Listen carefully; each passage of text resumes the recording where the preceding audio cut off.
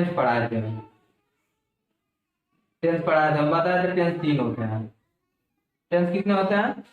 3। Present tense, past tense, future tense.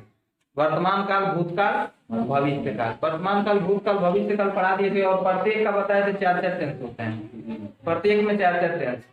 Tense में कितने tense होते हैं?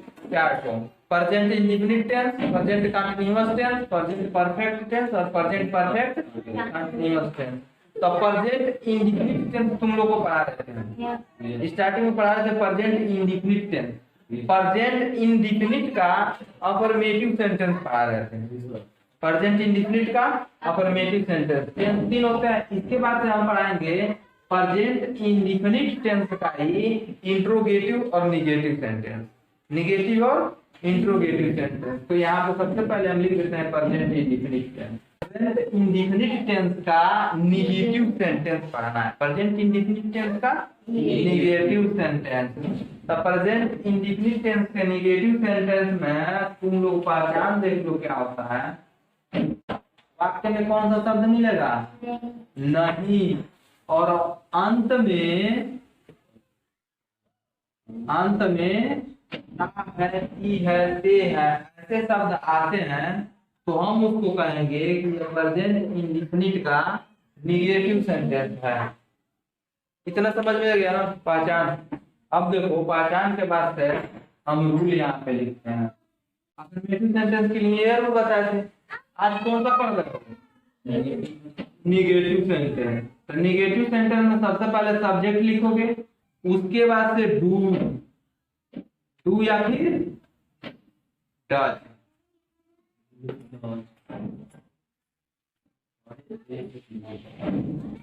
फिर नॉट, फिर वर्ब, फिर ऑब्जेक्ट, उसके बाद से लिखोगे अदर।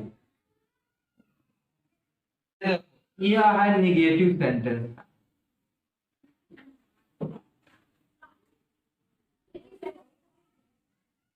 प्रेजेंट इंडेफिनिट टेंस में कब यस लगाते हैं, कब यस लगाते हैं, ये सब बता चुके हैं ना। निगेटिव सेंटेंस में बताना तुम लोग कब डू लगाएंगे, कब डज लगाएंगे। तो यहाँ पर एक नोट लिख लोगे, एक नोट लिखोगे यहाँ पे, ही सी इट और एक वचन, ही सी इट एक वचन, एक वचन को सिंगुलर नंबर करते हैं।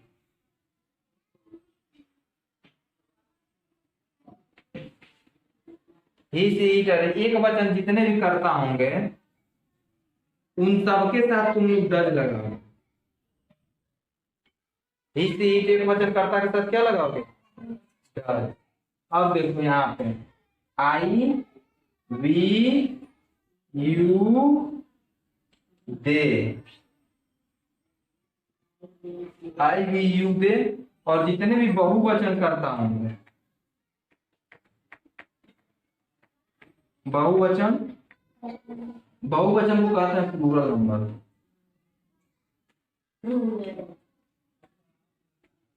प्लूरल वचन कर्ता के साथ क्या लगाओगे? डू। इसको पढ़ते हैं डू, इसको पढ़ते हैं डज। समझ में आ गया ना?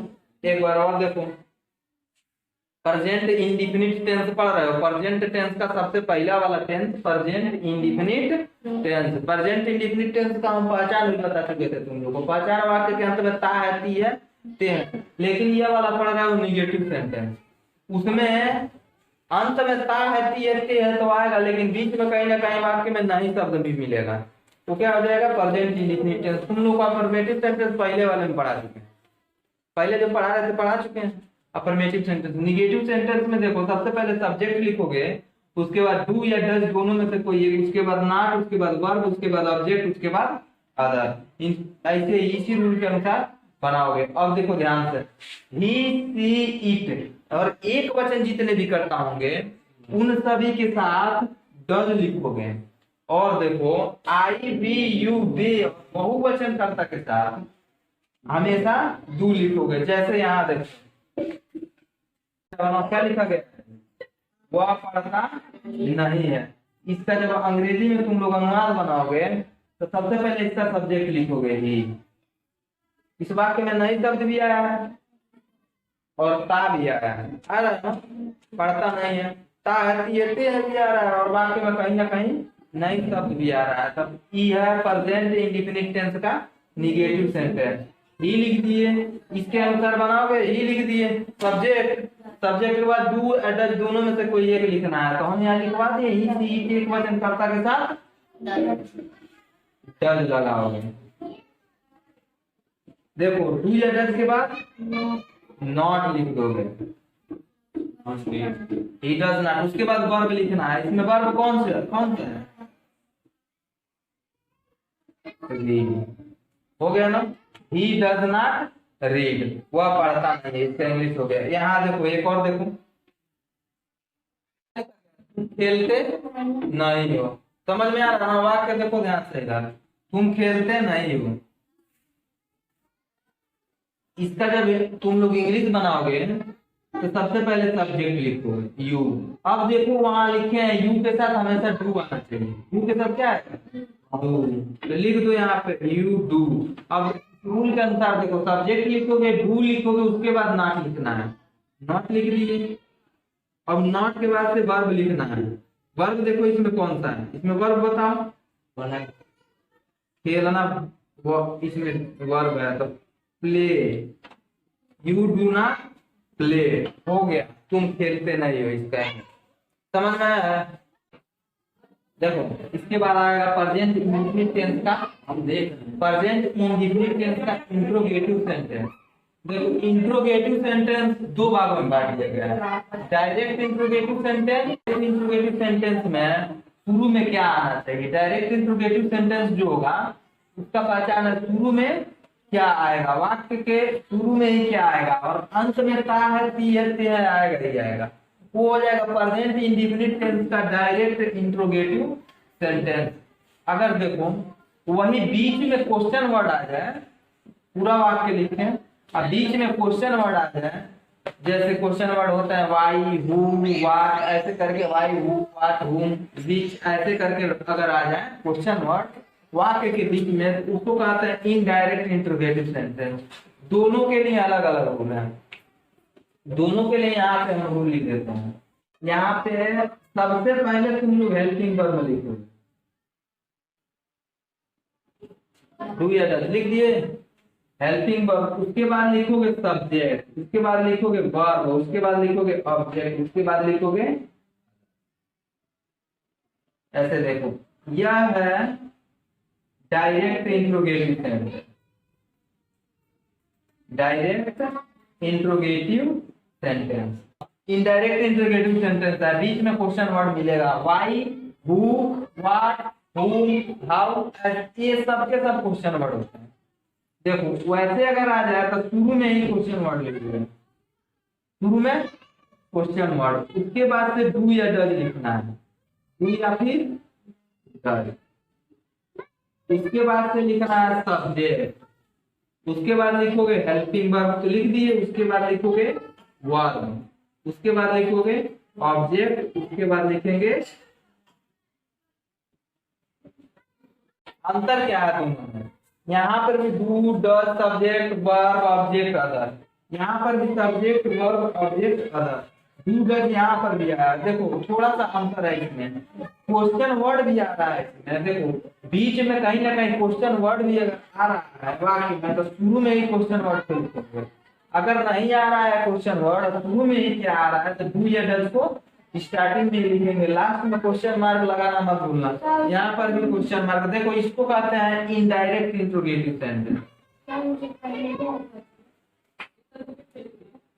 Indirect interrogative sentence. इसमें भी वही नोट है, ही सी इट एक वचनकर्ता के साथ डज लिखना है, आई वी यू दे बहुवचनकर्ता के साथ डू लिखना है, इसमें कोई नोट नहीं लिखना है। यहाँ पे देखो एग्जांपल देखते हैं, क्या देखें एक एग्जांपल, सबसे पहले इसका बता रहा है शुरू में क्या है और अंत में ता है ती है ते है, ऐसे सब आते हैं, तो उसके लिए इस नियम से हम लोग अनुवाद करते हैं। तो देखो क्या क्या लिखे थे, क्या वह पढ़ता है, क्या वह पढ़ता है, देखो क्वेश्चन मार्क दे दिए लास्ट में।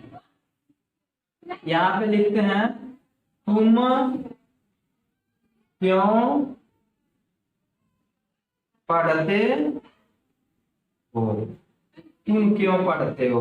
देख रहे हो कुछ अंतर दिख रहा है इसमें, दोनों का दोनों इंट्रोगेटिव सेंटेंस, इंट्रोगेटिव सेंटेंस ये भी है, ये भी इंट्रोगेटिव सेंटेंस है। देखो ध्यान से, इसमें भी लास्ट में ती है आ रहा है, इसमें भी लास्ट में ता है आ रहा है, ये दोनों के दोनों प्रेजेंट इंडेफिनिट टेंस है।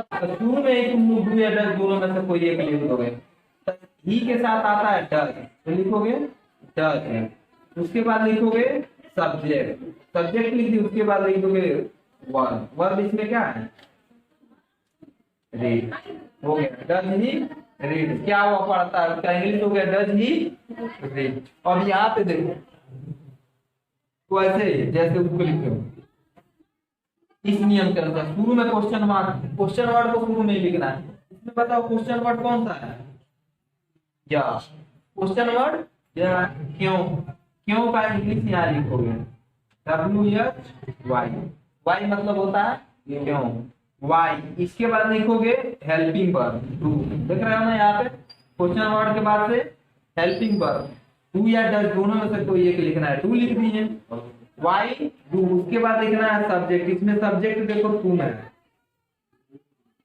Why do you read READ।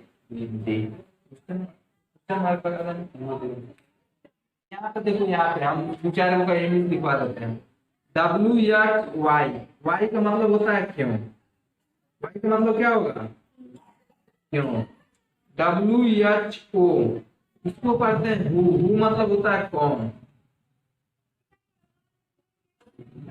WHAT, वाट, इसको क्या पढ़ते हैं वाट, वाट मतलब होता है क्या। WHOM, होम माने किसको,